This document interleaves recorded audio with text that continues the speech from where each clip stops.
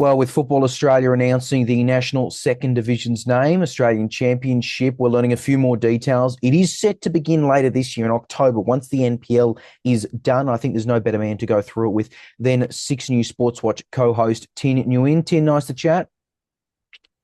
Good to see you, Leo. Yeah, great to chat. So, look, this is a really significant moment for Australian football. Before we get into the things like the announcement we just got, for those who have maybe just been following along, maybe they're casual fans, maybe they're not even fans at all, explain the significance of having this second tier. I mean, yeah, this the second tier goes a long way. I mean, of course, around the world, football is a sport that operates off of what's called a promotion and relegation system, which is a merit-based system where teams that do well in one level climb up to the next level, and teams that do poorly in one level go down to the other level.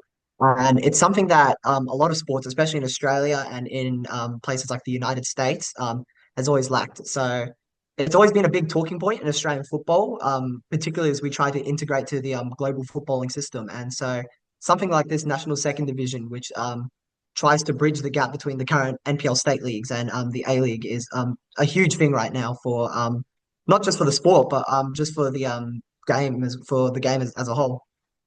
The name was the big announcement that we've gotten now. We kind of, well, assumed that there had been some trademark applications. No one's, thinking of it as a big shock. What do you make of the name? Because I see that there is some criticism about it being either too English or even just too confusing for potential new football fans, that the championship, it's not the top level in this country.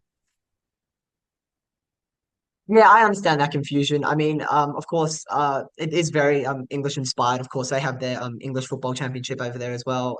And there's a history of that sort of name. So I understand the criticism of that. But at the same time, I make the case that, I mean, the English football system is the most famous and the most iconic football system in the world. So you could argue having a name like Championship will, for those who at least are familiar with football to an extent, will sort of put that idea in the head that, this is that second tier. It's sort of a recognizable brand name that's already used around the world, and it's one that's used in, one of the biggest leagues in the world and in world sports at the moment. Speaking of the English system, as you said, they're famous for a lot of things, but they have promotion relegation. Now, I know, we have our own views on that, pretty strong ones. I would obviously love to see it. But is this really setting up for promotion relegation? Because in its current structure, the way it's announced and the timing, October to December, I mean, it looks almost like just glorified NPL finals, right? Is this really setting up for promotion relegation? I mean, in this current format, it's definitely tough to say when, like you said, it's extremely similar to the old national final series that used to take place around this time frame as well.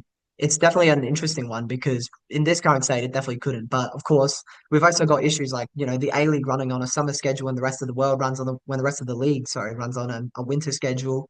So there's a lot of issues that probably get in the way of promotion and relegation outside of the obvious ones like money and obviously bridging the talent. But I think what this does do and what it will do once it moves over to a proper home and away format is it will bridge the gap between the A League and the NPL state system, which is what we need if we want a future with promotion and relegation. Because right now, the only encounter these teams really get is the Australia Cup, and the Australia Cup has proven that these teams are getting better. So this second division could really close that gap even further and could help us, make the case for a more integrated football pyramid.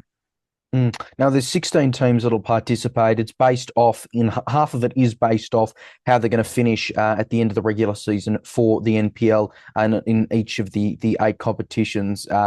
So each state, not the NT. Yes, Northern New South Wales for some reason, which we won't get into. There are eight locked in though, which is really key here. South Melbourne, obviously, Preston. We're talking really big names that are currently in NPL Victoria. Avondale as well. We've seen them going round one just past. What do you make of the current inclusion of the clubs that we know, the guaranteed clubs? Is that seems pretty strong enough already for a competition? I mean, yeah, we've known about these clubs for a while now. I mean, these eight clubs are eight very strong clubs to have in the competition. I mean, most of them can have claims to having very strong histories. I think nearly all of them played in the old National Soccer League. So they're clubs with historic support, with historic, you know, um, trophies and histories of success. I mean, you talk about South Melbourne, they're a team that's, known across the world. They've played in Club World Cups. We talk about teams like Wollongong, who even were a newer team that, were still playing in the National Soccer League, we're challenging for titles and, have a very strong regional fan base. And even teams like Avondale, who, maybe are newer, maybe not as recognizable, maybe not quite, don't have as big of a fan base, but, have the merit and the ambition to fight in a national stage like this. And I think that's what this competition is for, is to, give teams that have the ambition and have, the aspirations to perform at a high level to have a chance to strive for something like, the championship. And maybe one day with a full promotion relegation system, maybe it's a chance to compete in the A League as well. I know there'll be a few viewers who'd be very, very happy to see South Melbourne in the A League. Just on the talent thing, there have been so many expressions of interest that have come in for the second tier. And again, it's only 8 spots, and we know that it's going to have to be determined by how they finish up. Are the kind of remaining options in either the non-Victorian or New South Wales competitions, or the potential other states, like Capital Football, for instance, are they strong enough to be competing against these clubs? Because you want this to be competitive for very obvious reasons. Because if this is, all just blowouts, I don't know why people would be watching it over the A League when it is played at the same time. I think it's interesting because obviously, like you mentioned, there could be some big talent gaps. I mean, we've seen teams from especially states like the Northern Territory who aren't in this competition, but teams like the Northern Territory and teams from even Capital Football who maybe don't quite keep up and, once they get into the Australia Cup, sort of just bow out at the first round. But I think it's interesting because I think it will eventually raise the talent and raise the profile of some of these states, especially if they can get even just one team, even if it's just the biggest team they possibly have. Like if Canberra send like O'Connor Knights or Canberra Croatia or Gungahlin or something like that. Even if it's just one team that goes every year, it will raise the profile of the game because they'll understand what they're going up against. And look, right now, I think there's probably enough talent in a lot of the leagues. I mean, South Australia, they've got Adelaide City. You could argue teams like West Adelaide and even Adelaide, Croatia are probably good enough to aspire for the championship at the moment. In Brisbane, obviously, they had a lot of offer. They had a lot of interested parties who maybe just missed out due to a couple of factors that were just in their way. The teams like Brisbane Strikers and teams and Brisbane City, that sort of thing. There's a lot of, I think the talent is there for an interesting competition, but I think what this will do, especially with the other state federations who are, have this qualifying spot, I think it will eventually raise the talent in the league, and hopefully it's something that we can look forward to in 5, 10 years time. Just very, very quickly, because I know you'll be discussing it more on Sports Watch. Out of the non-guaranteed foundation clubs here in NPL Victoria, are there any ones you really think could be a shot to make the final of the 8 slots, or the one in Victoria, that is? Yeah, I mean, obviously, NPL Victoria's gotten very close in recent years. I mean, outside of the top three who are already in, and outside of that, I mean, I feel like you can't rule out Oakley Cannons, who, of course, were champions last season. They've been excellent for the past 3, 4 years now. Heidelberg are a team that have started to pick up a lot of speed.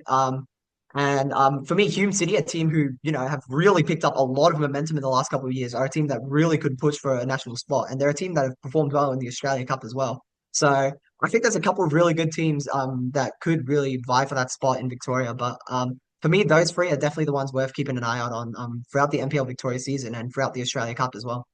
All right, Sports Watch is streaming every single week here on 6 News. Tune you in. Thank you. Thank you, Leo.